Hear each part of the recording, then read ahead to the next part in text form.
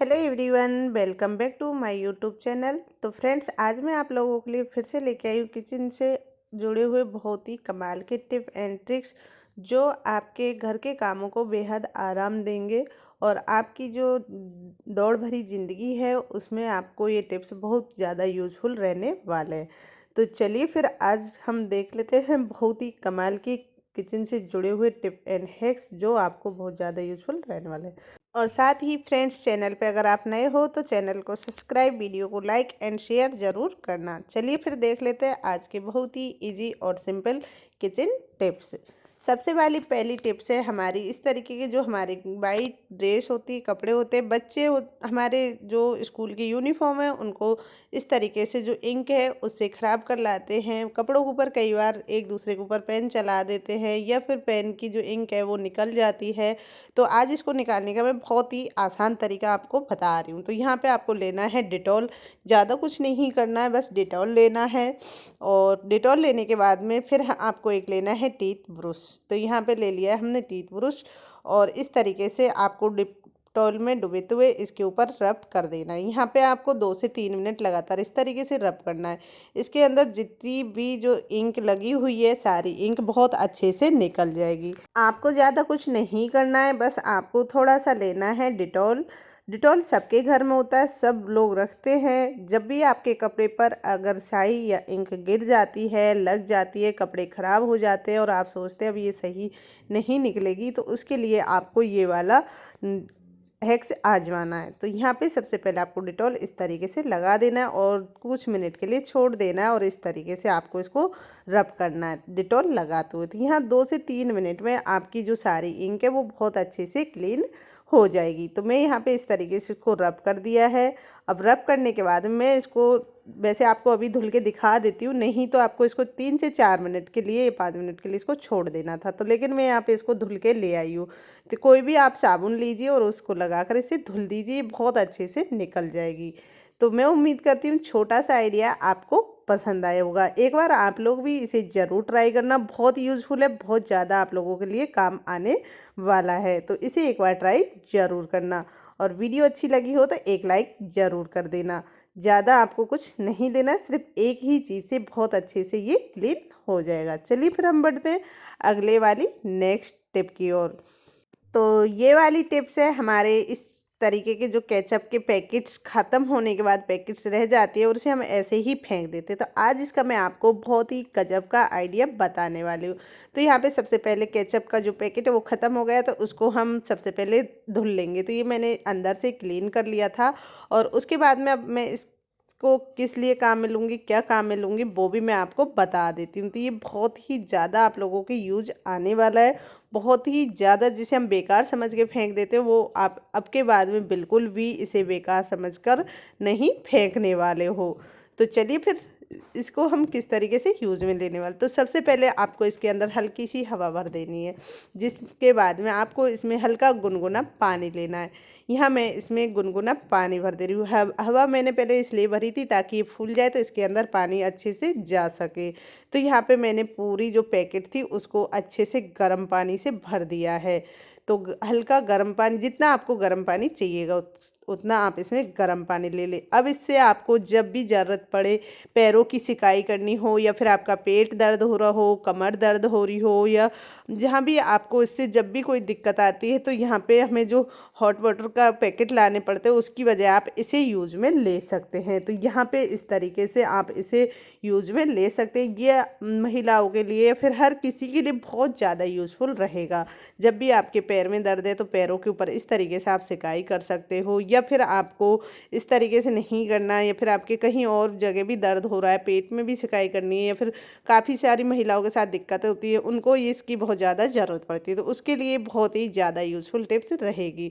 तो आप इस तरीके के जो केचप के पैकेट आती है उनको फेंकने की बजाय आप इस तरीके से इनको यूज में ले सकते हैं। तो मैं उम्मीद करती हूँ छोटा सा आइडिया है आपको पसंद आया होगा।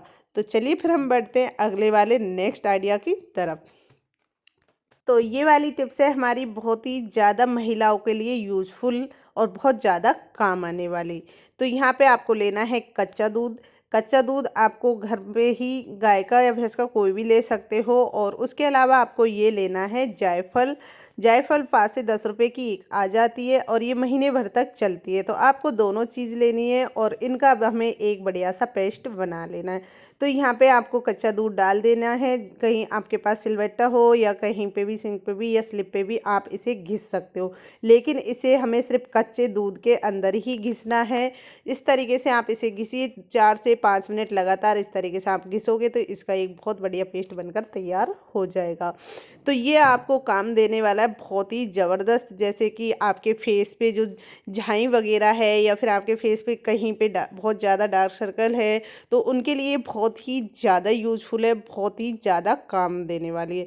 ये आप इसे 20 मिनट के लिए लगा लीजिए, 1 मंथ लगातार रेगुलर आप इसे लगाइए। आपके चेहरे पे कैसी भी पुरानी से पुरानी झाई क्यों ना हो, वो भी बहुत अच्छे से क्लीन हो जाएगी। एक बार इस रेमेडी को आप ज़रूर ट्राई करना, बहुत यूज़फुल है, बहुत ज़्यादा काम आएगी। बस इस तरीके से आपको घिसकर इसका एक पेस्ट बनाकर तैयार कर लेना है। मैंने 1 महीने से लगातार यूज़ किया था तो इसका बहुत ज़्यादा असर हुआ था, इसीलिए मैं आप लोगों के साथ में इसे शेयर कर रही हूँ। तो ये बहुत ज़्यादा यूज़फुल है, आप एक बार इसे ज़रूर ट्राई करना। तो यहाँ पे कुछ इस तरीके से आपको पेस्ट बनाकर तैयार कर लेना है। पेस्ट आपको उतना ही बनाना है कि 1 दिन में इसे यूज़ करें। यहाँ पे आप इसे दोनों समय यूज़ कर सकते हैं, शाम सुबह दोनों टाइम। इसे किस तरीके से लगाना है वो भी मैं आपको बता देती हूँ, और उसको लगाने के बाद आपको कितनी देर रखना है ये भी आप देख सकते हैं।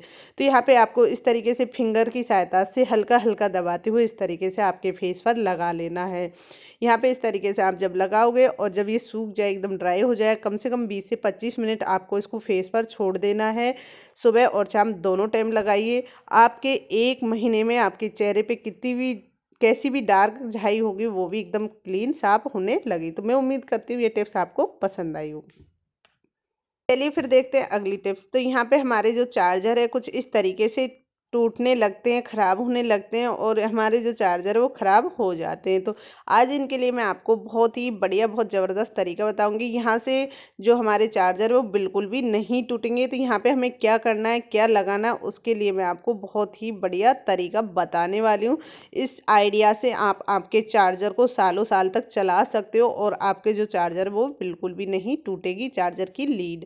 तो यहाँ पे आपको लेनी है इस तरीके की सूत वाली जो बनात है, वो आप यहाँ पे कोई सी भी ले सकते हैं, लेकिन यहाँ पे जो बारीक वाली है वो ज़्यादा अच्छे से काम करेगी। तो यहाँ पे सबसे पहले आपको इस तरीके से इसे पकड़ लेना है और इसकी लंबाई नाप लेनी है, जितना आपका चार्जर कम से कम जितना जहाँ से आपको लगता है कि यहाँ तक हमारा चार्जर टूटने का ज़्यादा खतरा रहता है, वहाँ तक चार्जर की लीड की लंबाई ले लीजिए। फिर यहाँ पे इस तरीके से आपको इसके अंदर गांठ दे देनी है एक, और गांठ देने के बाद में फिर आपको इसको किस तरीके से लगाना है तो वो भी मैं आपको बता देती हूँ। जो सबसे लास्ट वाली धागा है वो आपको कुछ इस तरीके से इसमें रख देना है लगाकर, और उसके बाद में फिर आप इसको इस तरीके से बांधते हुए लपेटते हुए चले जाइएगा। तो यहाँ पे इस तरीके से आप इसको बांध दोगे तो इससे आपकी जो चार्जर की लीड है उसकी जो उम्र है और ज़्यादा बढ़ जाएगी। मतलब आपकी जो चार्जर की लीड है वो बहुत ज़्यादा दिनों तक चलने वाली है, आपको सालों साल काम देने वाली है। क्योंकि जब भी हम फ़ोन का चार्जर लेके आते हैं तो लीड सबसे पहले उसकी टूटने लगती है, या फिर बच्चे कई बार मुँह में लेते हैं तो वो उस तरीके से भी टूट जाती है, कट कर देते हैं। तो यहाँ पे आप इस तरीके से सबसे पहले इसे अच्छे से सेट करिएगा और उसके बाद में इसको आप लपेटते जाइएगा। तो यहाँ पे मैंने बस इस तरीके से इसको अच्छे से सेट कर दी है और इस तरीके से यहाँ पे इसका धागा मैंने छोड़ दिया है और यहाँ से इसको बांधना मैंने शुरू कर दिया है। तो ये देखिए इस तरीके से मुझे इसको बांध देना है और बांधने के बाद में फिर हमें इसे इसके चारों तरफ अच्छे से लपेट देना है। यहाँ पे ये धागा मैंने इसलिए छोड़ा है, आगे आपको इसको बांधने में दिक्कत नहीं आएगी, बिल्कुल भी दिक्कत नहीं आएगी। तो यहाँ पे मैंने कुछ इस तरीके से इसको लपेट दिया। ये देखिए फ्रेंड्स, तो यहाँ पे पूरे जो लीड थी जितनी टूटी हुई थी वहाँ तक मैंने इसको अच्छे से लगा दिए। इसके जो सारे तार थे उनको अच्छे से एक दूसरे में सेट कर दिए थे और उसके बाद में मैंने इस पे जो धागा है ब्लैक वाला उसको अच्छे से कस के बांध दिया है। तो यहाँ पे अब आप देख सकते हो किस तरीके से मैंने इसको बांध दिया है और उसके बाद में मैं अब आपको इसको चार्जर लगा कर भी दिखाऊंगी ये कितने अच्छे से फिर से चार्ज होने लगता है। तो यहाँ पे ये देखिए फ्रेंड्स, कुछ इस तरीके से हमें इसे बांध देना, और जो हमने धागा छोड़ा था तो उसको बस इस तरीके से आपको खींचना है, जिससे ये आगे से नहीं खुलेगी। मैंने दोनों साइड धागा छोड़ा था, तो यहाँ पे आप देख सकते हो आप किस तरीके से ये बांध दिया है। तो यहाँ पे मैंने इसको ज़रा सा खींच दिया था, और उधर की साइड से भी अब हमें इसको खींच देना है। तो ये देखिए फ्रेंड्स, कुछ इस तरीके से या इसको धागे को यहाँ पे खींच लेना, जो उधर का धागा है वो नीचे रस्सी में दब गया है। और अब इसे हमें कैंची से कट कर देंगे। हमें इसमें कहीं भी गांठ लगाने की ज़रूरत नहीं है। यहाँ पे आप देख सकते हो कहीं पे भी इसमें गांठ लगाने की ज़रूरत नहीं थी, और इसमें जो धागा था वो हम इसे कट कर देंगे। और अब आप इसे यूज में लीजिए। आपकी जो लीड है वो काफ़ी लंबे समय तक चलने वाली, काफ़ी आपको यूजफुल रहने वाली है। तो यहाँ पे ये देखिए, अब मैं इसको चार्ज लगा के आपको दिखा देती हूँ। वही लीड है, वही चार्जर है। तो यहाँ पे ये कितने अच्छे से चार्ज होने लगेगी, और आपको बहुत अच्छे से काम भी ये आने लगेगी। तो यहाँ पे जैसे मैं लाइट ऑन कर रही हूँ, तो ये देखिए लाइट ऑन करते ही चार्जर होने लगा, ऑफ करते ही हट जा रहा है। तो अब ये बहुत अच्छे से आपको काम देगी, लंबे समय तक आपकी ये काम आने वाली। तो उम्मीद करती हूँ छोटा सा आइडिया है आपको पसंद आया हो। तो प्लीज़ वीडियो को लाइक एंड शेयर, और चैनल को सब्सक्राइब ज़रूर करें। और आप मेरी ये वीडियो किस जगह किस शहर से देख रहे हो ये भी मुझे कमेंट करके ज़रूर बताएं। तो चलिए फिर हम देखते हैं ये वाली टिप्स। तो यहाँ पे इस तरीके के जो साबुन के टुकड़े होते हैं वो टूट जाते हैं, और इन्हें हम ऐसे ही फेंक देते हैं। तो इन्हें आप वापस यूज में ले सकते हो, इन्हें फेंकना नहीं चाहिए। हमें इन्हें जैसे कि हमारे बाथरूम में भी यूज ले सकते हैं, या फिर हमें इसे किचन जैसे हमें हाथ धोने हैं हैंड वॉश के लिए भी इसे हम यूज में ले सकते हैं। तो इनके लिए मैं आपको एक बहुत ही बेहतरीन तरीका बता रही हूँ। सबसे पहले हमें यहाँ पे सॉक्स लेना है। सॉक्स लेने के बाद में उसके अंदर हमें सारे टुकड़े डाल देने। जितने भी हमारे साबुन के टुकड़े जो बचते हैं उनको हम कुछ इस तरीके से एक सॉक्स के अंदर डाल देंगे। फिर यहाँ पे आप कोई भी रिंग या चूड़ी वगैरह ले लीजिए, और उसके अंदर कुछ इस तरीके से इसको लपेट कर रख दीजिए। या फिर आप इसमें गांठ भी लगा सकते हैं, और गांठ नहीं लगानी है तो आप इसमें एक सेफ्टी पिन भी लगा सकते हैं। तो उसकी सहायता से इस तरीके से कुछ सेट हो जाएगा। तो यहाँ पे मैंने इसमें सेफ्टी पिन लगा दी है, और सेफ्टी पिन लगाने के बाद में बस इसको इस तरीके से यहाँ पे हम रख देंगे। और रखने के बाद में जब भी आपको जैसे हैंड वॉश करना है तो इससे बहुत अच्छे से आप हैंड वॉश कर सकते हो। तो यहाँ पे मैं इससे कुछ इस तरीके से लगाने के बाद में आपको दिखा देती हूँ। तो यहाँ देखिए इस तरीके से जब भी हमें हाथ धोने होते हैं तो हम इस तरीके से इससे हाथ धोएंगे, तो इससे हमारे हाथ है जो और भी अच्छे से क्लीन होंगे, सारी गंदगी निकलेगी, और बाद में इसे हम धुलकर अच्छे से रख भी देंगे। तो यहाँ पे इस तरीके से आप इसे एक बार ज़रूर ट्राई करना। जो साबुन के टुकड़े हम वेस्टेज में फेंक देते हैं तो उनको बिल्कुल भी ना फेंकिएगा। इस तरीके से आप इसे धुलकर फिर इसे टाँग दीजिएगा। ऐसी जगह रखिए जहाँ से इसका पानी है जो अच्छे से निकल जाए, और इस तरीके से इसे टाँग कर रख दीजिएगा। तो ये वाली टिप्स मैं उम्मीद करती हूँ आप लोगों के लिए बहुत ज़्यादा यूज़फुल रहेगी। अगर आप इसे एक बार ट्राई करोगे तो आपको ये बहुत ज़्यादा काम आएगी। तो चलिए फिर हम बढ़ते हैं अगली वाली नेक्स्ट टिप की ओर। तो ये वाली टिप्स है हमारी इस तरीके की, जो हम सब्जी की पॉलीथीन लाते हैं उसके जो दोनों तरफ के हैंडल मैंने कट कर दिए थे, और उसको इस तरीके से दो पॉलीथीन को एक साथ में कनेक्ट कर दिया था। उसके बाद में मैंने हल्का गरम नाइफ लिया था, गरम किया था, ज़्यादा मैंने इसको गरम नहीं किया। और उसके बाद में फिर मैं इसको इस तरीके से इसके ऊपर दबाते हुए की लाइनिंग बना लूँगी। तो यहाँ पे आपको इस तरीके से इसको बनाकर तैयार कर लेना है। इसमें मैंने कम से कम 10 से 12 लाइनिंग खड़ी कर दी है। ये लाइनिंगों से आप देखोगे कि जो गरम नाइफ जब इस तरीके से आप लेकर उन्हें खींचोगे तो उनसे आपकी जो लाइनिंग है वो बहुत अच्छी बन जाएगी, और ये एक दूसरे में जो पॉलीथीन है वो बहुत अच्छे से चिपक जाएगी। तो यहाँ पे इस तरीके से जब पॉलीथीन चिपक जाएगी तो यहाँ पे एक बहुत बढ़िया सी एक गैजेट बनकर तैयार हो जाएगा। जैसे हम कहीं सफ़र कर रहे हैं, या फिर हमें कहीं इधर उधर आना जाना है, और हमें जो हमारे ब्रूश है उनको रखना होता है, हम एक साथ में रखते हैं तो इनकी जो दांतें एक दूसरे में टच होती है, और वो एक दूसरे के जो कीटाणु होते हैं वो उसमें मिल जाते हैं। तो इस तरीके से आप इन्हें अलग अलग रख सकते हो, और कहीं पे भी सफ़र कर रहे हो तो इनको फोल्ड करके एक साथ में ले जा सकते हो। या फिर इसके अंदर आप कॉम कंघी वगैरह या फिर टूथपेस्ट वगैरह सब चीज़ इसके अंदर रख कर ले जा सकते हो। तो इस तरीके से आप इसे एक बार ज़रूर ट्राई करो, आपको ये बहुत ज़्यादा यूज़फुल रहेगी। तो यहाँ पे आप देख सकते हो कुछ इस तरीके से इनको एक दूसरे के अंदर रखते हुए मैंने सारे सेट कर दिए हैं। तो यहाँ पे आप इन्हें घर में भी लगा कर रख सकते हो, ये बहुत ज़्यादा सुंदर लगती है। तो यहाँ पे आपको जब भी ज़रूरत पड़े इसमें से बहुत आराम से निकाल सकते हैं। तो इस तरीके से आप घर पे ही एक प्यारा सा गैजेट्स बनाकर तैयार कर सकते हैं। तो यहाँ पे आप इनको जब भी आपको सफ़र में जाना है तब भी आप इन्हें ले जा सकते हैं। तो मैं उम्मीद करती हूँ छोटा सा आइडिया आपको पसंद आया हो। तो प्लीज़ प्लीज़ वीडियो को लाइक एंड शेयर और चैनल को सब्सक्राइब ज़रूर करें।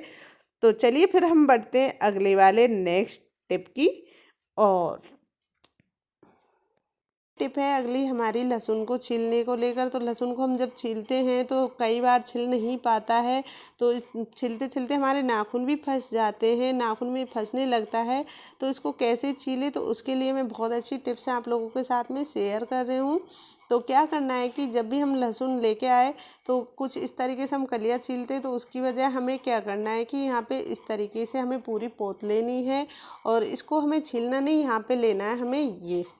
तो ये बिस्कर की मदद से हम लहसुन को बहुत अच्छे से आपको छिलकर दिखाएंगे। तो इस तरीके से इसके अंदर डाल देना है ताकि ये इधर उधर निकलेगा नहीं।